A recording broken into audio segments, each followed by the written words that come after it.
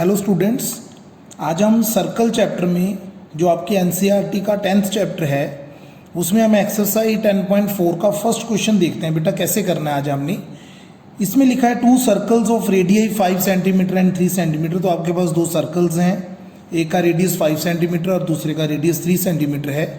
Intersect, दोनों एक दूसरे को इंटरसेक्ट करते हैं at 2 points and the distance between their centres is 4 centimetre. और उन दोनों सर्कल्स के सेंटर के बीच का डिस्टेंस 4 सेंटीमीटर है। Find the length of the common chord. इसके लिए हम पहले फिगर बनाएंगे, फ्री हैंड ही हम बना सकते हैं एग्जाम में भी। तो इसमें हम 2 सर्कल्स ड्रॉ करेंगे। सबसे पहले तो हमारा जो पहला सर्कल है एक हम दूसरा सर्कल बनाएंगे। ये हमने 2 सर्कल्स ड्रॉ कर दिए।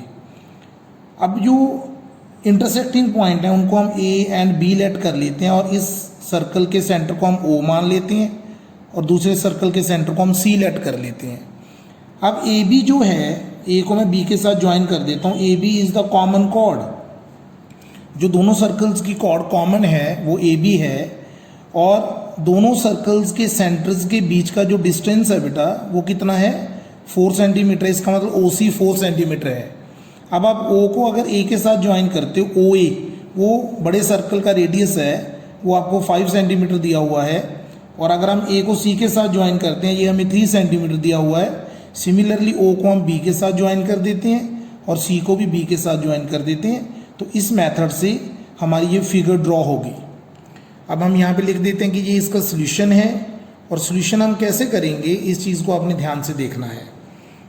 देखो, अगर मैं सबसे पहले बात करूँ इन ट्राइंगल ए ओ सी, अगर मैं ए ओ सी ट्राइंगल की बात करूँ तो इसमें मैं ये लिख सकता हूँ कि ए ओ का जो स्क्वायर है वो किसके इक्वल है, 5 स्क्वायर इज इक्वल टू 25 के इक्वल है।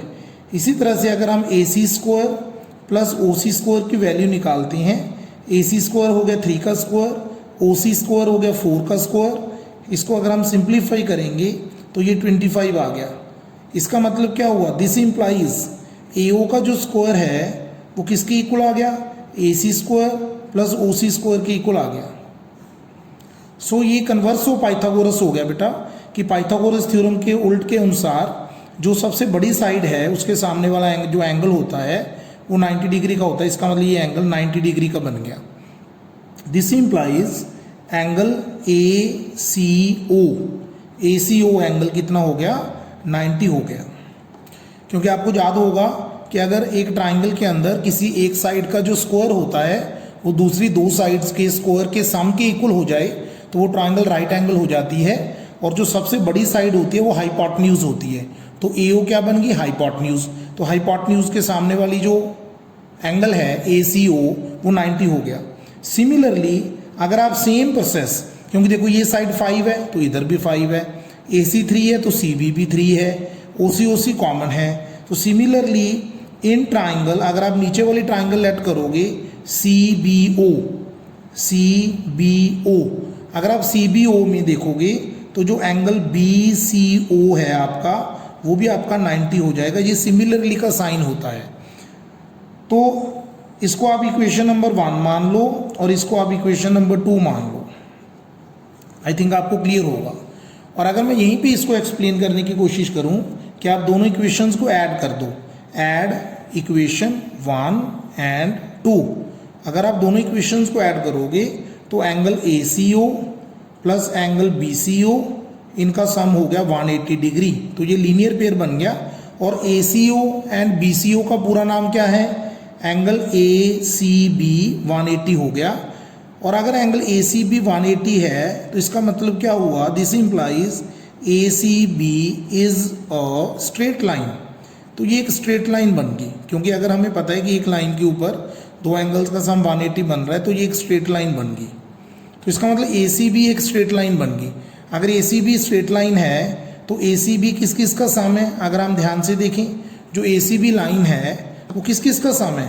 डायग्राम में देखो ए सी प्लस बी सी, और ए सी कितना है हमारा 3 सेंटीमीटर और बी सी कितना है 3 सेंटीमीटर। तो ये हो गया 3 + 3 इज इक्वल टू 6 सेंटीमीटर। तो ये हमारा आंसर आ गया फर्स्ट क्वेश्चन का, जिसमें हमने ये बताना था कि जो ए बी है कॉमन कोड की लेंथ कितनी होगी। तो जो ए सी बी है अगर वो स्ट्रेट लाइन बन गई तो इसका मतलब ए बी के ऊपर ही कोइंसाइड करेगी। ओके, तो ये इसका आंसर हमारा कितना आ गया, 6 सेंटीमीटर आ गया। इट मीन्स क्या हुआ कि जब ए सी भी एक स्ट्रेट लाइन होगी तो वो ए बी के इक्वली हो जाएगी, क्योंकि जब उनके starting and ending point same है तो A B is a line, तो उसकी लेंथ कितनी होगी,